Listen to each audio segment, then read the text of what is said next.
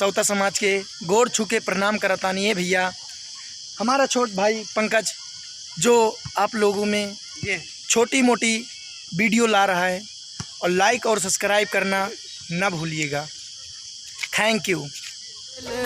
में मर जाई रेलवा से कट जाई, रेलवा में मर जाई।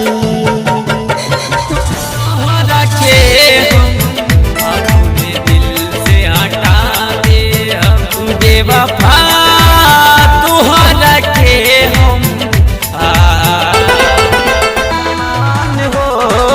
यही सोच सोची रवि बोला परेशान। ओ धीरेन्द्र दिल वाला तुहरा के नाश दी उठा के बाकी हमरा के दुनिया भूलैनी, तू काहे भूला गइलू हो।